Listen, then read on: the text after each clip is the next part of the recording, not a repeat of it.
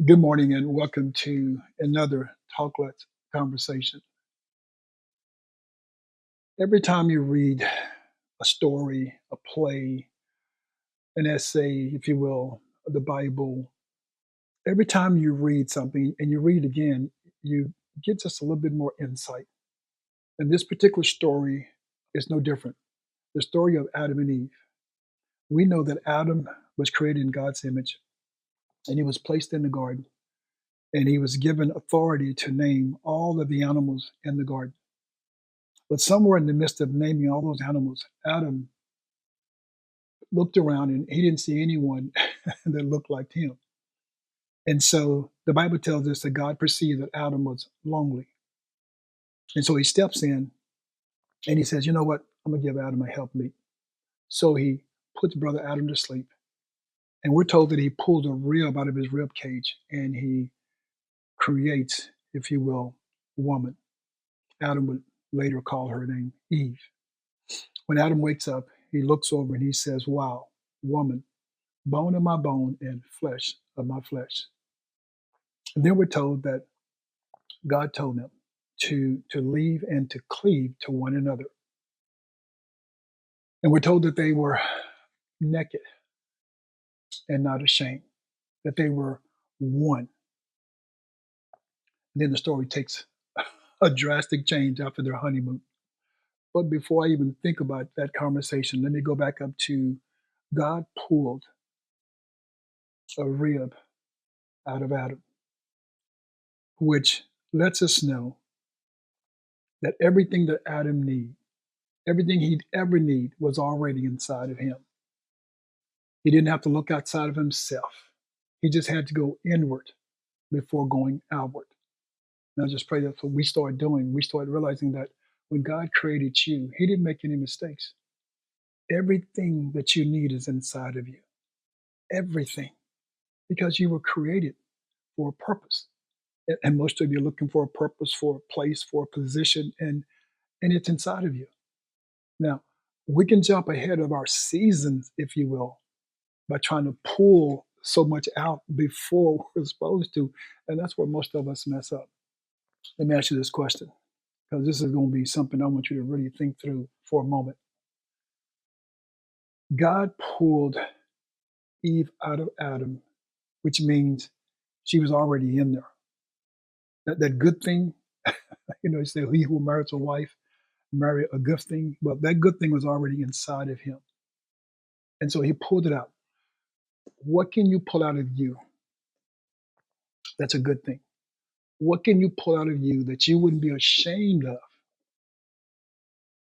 that you would be blessed because of? Think through this one. What is it that's inside of you that's worthy of being pulled and placed on the outside of you? That's a big one. We've done so much. We've aborted so many of our missions, of our assignments. We've sabotaged so much of our future. We've given so much of ourselves way before our season. I mean, we've given others too much of us, and we've given God so less of us. And so when you look inside of you, when you look inward, because God's in the pouring business, He created you, so He's poured everything in you. But there's a season for you to pull some stuff out of you to be able to utilize for the purpose that God has created you for. What can you truly say that the thing inside of you that's worthy to come outside of you that would be a blessing to the kingdom? It's this or it's this. Uh, No, just be honest. Most of you don't think you have anything inside of you to pull out that's worthy because you've done so much. I mean, you've done so much to yourself and so much to others. You put your mouth on so many people. I mean, you've distracted the purpose that God has for your life because you've jumped ahead of Him. You've jumped way ahead of Him. See, the story about Adam and Eve, where Eve was deceived, Eve jumped ahead of her purpose. She jumped ahead of her assignment. She wasn't really mature enough to handle that voice in her ear. And so she shouldn't have listened to it, but she did. like we do. We listen to stuff all around us, so we know we shouldn't be listening to. We know we shouldn't be watching. Whatever you listen to is getting inside of you. Whatever you watch is getting inside of you. Whatever you speak is, yeah, it's coming out of you because it's already in you. But God is in the pouring business. He's poured so much into you. What are you proud of that you can pull it out of you and it can live, it can exist on the outside of you, and it would be an accomplishment. It would be success. You would say, "Wow, what a great thing I've created." Is there anything? Come on, there's got to be something in there. There got to be something you can tap into. Okay, while you ponder that thought, I think Tabitha says it best. What she says, Tabitha says, if you're not going to have a good day, don't you dare go mess up somebody else's. That's what she said, something like that. If you've given birth to a child, if you're the father of a child, God has poured into that child because God has created that child. So God has a purpose. He has a position. He has a place inside of that child that He's going to use in due season. But since you're given the ability to nurture a child, are you nurturing that child or are you neutering that child? What am I trying to say? God is poured into that child because He has a purpose for that child. You've been blessed to have the child as a mother, as a father, as a parent. And so you have the ability to pour into that child as well. And I pray that you understand everything you pour in is what that child is going to pull out. Is it possible that what you're pouring into the child is conflicting what God has already poured into the child? And that's why the child is so messed up, have so many issues. You know, during this generation, during this time, this season we're living in, everyone has a mental health issue, seems like. And is it because there's a conflict on the inside because what mom and daddy is pouring into me is a conflict of what God has poured into me.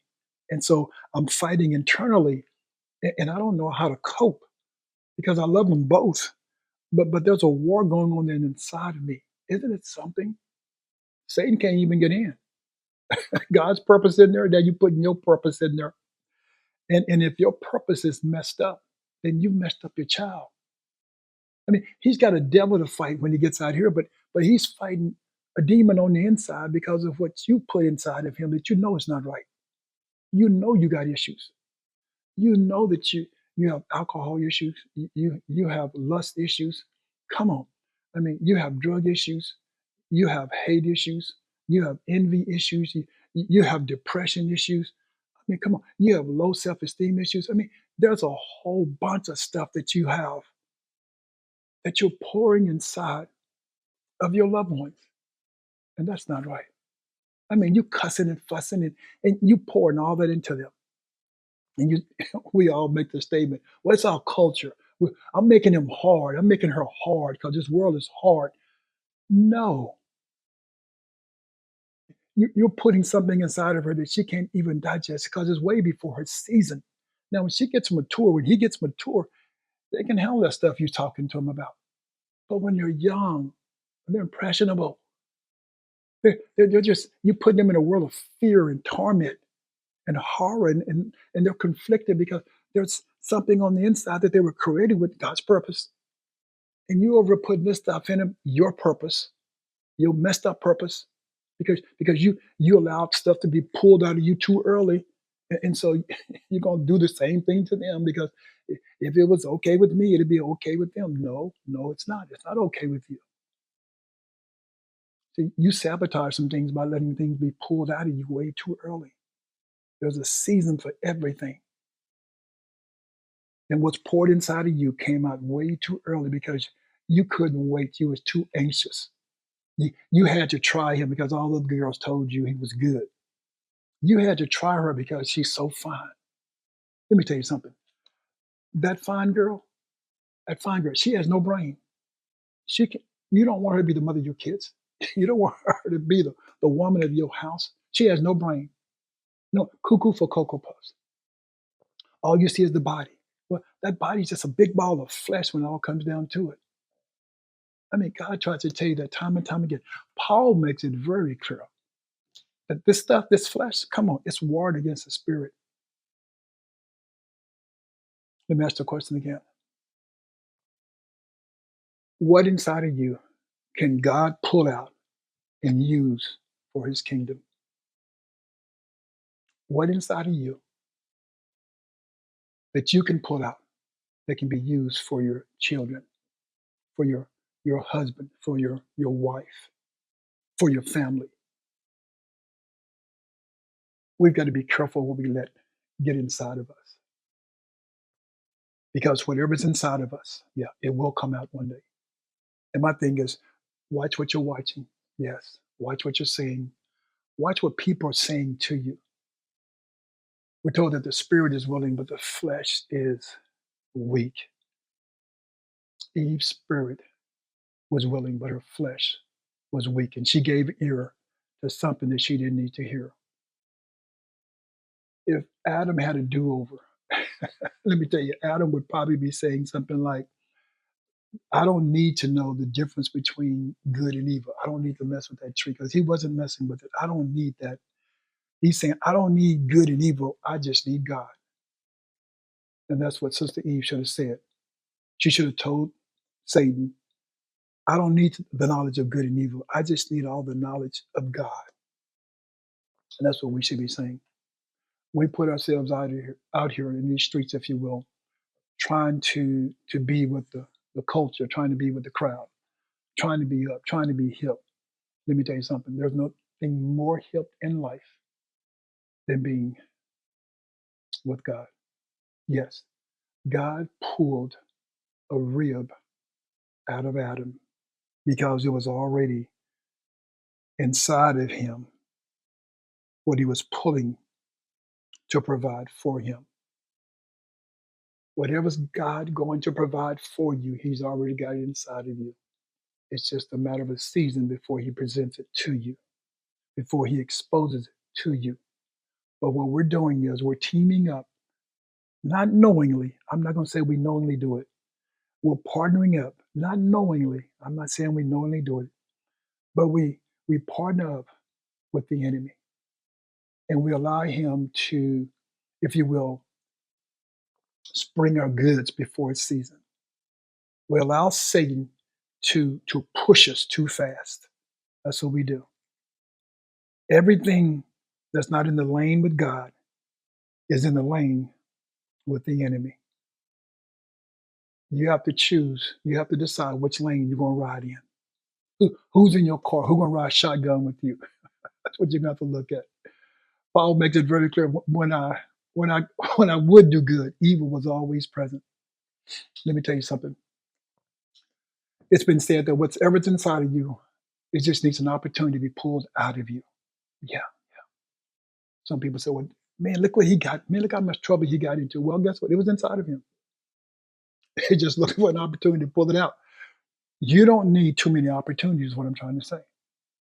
Some of you go around and say, well, I ain't never committed adultery. Well, I ain't never, drunk. I ain't never had dope. I ain't never, shot anybody. Well, because you hadn't had the opportunity. You see, it's one thing to say all that stuff and you have the opportunity, but let you be given an opportunity and let's see what you do.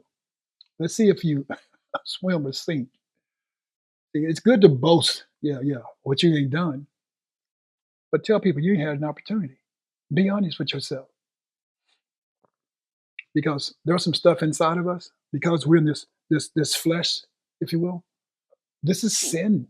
Yeah, sin dwells in this thing, and so sin is always trying to satisfy itself. It's always trying to please itself. That's what sin does. We're told to watch and pray so we won't enter into temptation. Do you realize that? You have to be praying. You have to be watching, and some stuff you can't watch. You can't give yourself to like everybody else. I just hope you understand how important it is to be someone who nurtures versus someone who neuters. Your children need you to nurture them. You need to be nurtured. Come on. And so you got to put yourself around people who will nurture you and not neuter you. Some of us grow up in families where we don't have a choice. We just got neutered from day one. I tell you, don't be a chip off the old block. No, no, no, no, no, no, no. Change. You know that wasn't right. Then you change. You change the generations that's coming after you. Yeah, you start a new, if you will, a whole new level of leveling up and being better and not bitter. Yes. Your ancestors probably had some bitterness inside of them. Your mom, your dad, your aunts, come on. All of your mama's sisters and brothers, them, they're all crazy. I mean, they all got issues, and you know it. You just don't want to say it. But they allow things to be pulled out of them before it's season. Because they all teamed up, we all one posse. We all talking about racism and jealousy and envy and privilege. And please, you better live. You better get out of all those lanes and live. You better live. On Judgment Day, it's going to be you and God. It ain't going to be all them.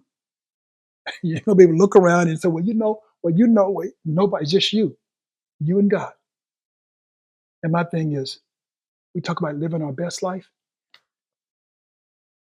The best way to live your best life is to allow God to use what He's poured in you, to pull out of you, to use during the season He wants to use it in. Yeah. Govern yourselves, protect yourselves, quit jumping, quit looking at everything as if it looks so good. It don't look good, believe me. Take my word. To these eyes, everything looks good. But you need a brain to raise your kids. You need a brain to be in the house with you, in a conversation with you. You need someone who has a mind. You need a man who has a mind, who can think, who knows how to work out issues, who knows how to calm things down. You don't need him because he's fine, because he's handsome, because he plays sports, because he's a celebrity, because he got all this money. No, no, no. You need somebody with a brain. You need somebody who's going to protect your salvation. Someone who's going to pour into you those things that he can pull something out of you. Yeah, that's for the kingdom. That will build you. That will strengthen you. That when you're sick, yes, he can get a prayer through because he's allowed prayer to be poured inside of him, and he can pull it out at a moment notice. Whatever you need, he can lay hands on you. See, that's what you want. You want a man that can lay hands on you and can pray for you and not pray on you. Someone who has a relationship with God. That's what you want, not a relationship with flesh. That's where we are. That's the lane we put ourselves in. That's the lane that Eve put herself in. That's the lane that Adam drove us all in. And that's why we have this sinful nature, if you will, this carnal nature. The spirit is willing, but the flesh is weak. When you look at this flesh, it's like a, you ever seen those candy thing called milk duds? It's just a dud. This body is it's useless without this brain. It's useless without the spirit inside of it. It's useless. It's just a big pile of dust. And you worship it. We all worship it. Boy, she fine. Ooh, she looks so, ooh, that girl fine. That girl's so good. Ooh, he's so handsome. We worship this stuff. That's going back to the dust. We worship it. Because guess what? Because what's poured inside of us, we hold it hostage. And we pull stuff out of us because of what everyone else is doing around us. We just join the crowd. And we say what they say. We like what they like. I want to like what God likes. You ever heard this statement? I like what you like. I want to like what God likes. That's what I want to like. That's what I want to fall in love with. It's what God falls in love with. We don't have the same mind as God, not the same thoughts, not the same ways. But I'm going to tell you right now, I want to work toward that mind that God has. I pray that's you too. It's all in here. It's in your mind. Satan got in Eve's mind. And when he got into her mind, guess what? He got into making her discontent with what she already had. A lot of you are discontent. A lot of you have more than most, and you are still discontent because guess what? Because you let Satan get in your mind. Yes. What God poured into you is for you. and what he wants to pull out of you. Yes. He's got he's got so many weapons for you against all the spiritual wickedness, these principalities. God has so much for you to fight with, but it's hard for him to pull it out when you're pulling it out way before its season. When you're just opening up and just saying all kind of stuff, and you're damning what's inside of you. Be quiet. Yes. Hush up and let God be God. Stop fighting. Stop fighting everybody else's wars and battles. Calm down. Take a deep breath. God placed something inside of you that's beautiful. And he wants it to come out and produce a beautiful you that you can present to the world. Some of us need a rebirth. Nicodemus asked, could I be reborn again? And I said, no, no, you can't pull that one off, Doc. No, no, no, no, you can't do that. That's you just need that spiritual birth. Some of you need a spiritual birth. You need to be maybe even rebaptized. Some of you need to understand that greater is He that's in you than he that's in the world. Stop showing your cards. Hold your hand to yourself. You know, you play dominoes, you keep your dominoes up when nobody see them. Stop showing everybody you. The Bible tells us that Adam and Eve were naked and they weren't ashamed. And then when they sinned, they realized they were naked and they were ashamed and they hid themselves. No one's hiding themselves these days. Everybody is naked and not ashamed and not in the right way. And that's a sad thing because you should be ashamed. Because when sin came in, this thing right here, that covenant, that veil that Adam and Eve had, of not really, they seen this, but they didn't really acknowledge this. We acknowledge this thing way too much. What God put on the inside of you is having a conflict with what you're looking at on the outside of you. And that's the problem. We're fighting internally of stuff that we look at with our eye gate. And then we got stuff our mom and dad have poured into us and stuff we let our friends pour into us. And so we're fighting a spiritual battle on the inside before we can even get to the outside. Man, what a mess. What a war you're in. You need to just calm down. Let it go. What's that old commercial? Calgon, take me away. You need the Holy Spirit to take you away. Take all this mindset of being trapped and warped into all of this stuff, this nudity, this profanity, this racial tension, all this, I call it mess. Because at the end of the day, it's you and God. And it's you and God alone. If Adam could have a do-over, Eve could have a do-over, they both would make the statement, I don't need to know the knowledge of good and evil. I don't need that. All I need is God. See, that's what we need. We need God. We happen to know the difference between good and evil. We know good and evil because of this flesh, because of the fall of mankind. But if I could give you an advice, let me tell you something. You just want to know God. Get in that lane and stay in that lane. Let God pull out of you what He's poured into you, something you could be proud of and He could be worthy of. You be blessed and have a great week.